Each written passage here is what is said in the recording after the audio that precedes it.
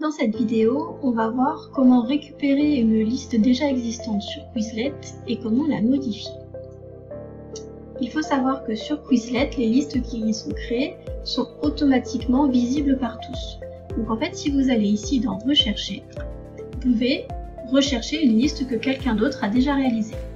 Ça peut des fois faire gagner beaucoup de temps. Donc ici, je veux trouver une liste de TLV qui porte sur les molécules.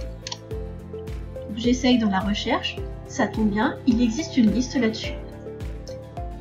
De ce côté-là, vous pouvez voir en fait la liste de toutes les listes qu'il existe. Alors ici, il n'y en a qu'une.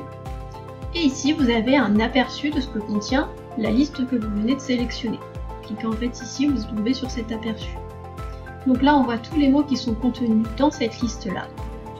À partir de là, vous pouvez directement cliquer sur Étudier si vous souhaitez travailler cette liste-là. Mais vous pouvez également récupérer cette liste pour la modifier et l'inclure dans vos listes à vous. Pour ça, je clique sur la liste. Donc je vais avoir ici le détail de la liste avec, si je veux écouter, je peux écouter les termes avec la bonne prononciation. Pour récupérer la liste, je vais aller ici et cliquer sur Personnaliser. En cliquant sur Personnaliser, Quizlet en fait crée une nouvelle liste en copiant exactement celle que je viens de sélectionner. Donc vous y retrouvez dedans tous les termes qu'il y avait dans la liste, avec comme titre le titre exact de la liste que vous avez copiée. Ce titre ne m'intéresse pas, moi je veux le modifier et l'appeler ETLV molécule. Je peux modifier cette liste-là, puisqu'en fait il s'agit d'une copie uniquement pour moi. Si je veux, je peux aussi ajouter une description.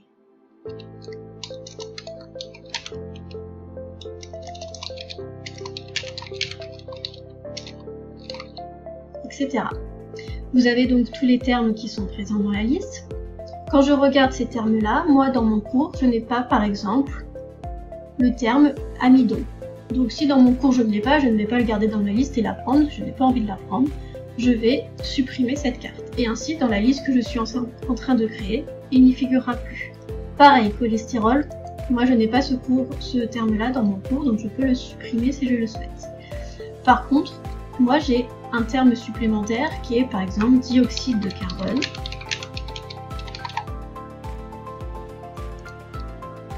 Je vais donc pouvoir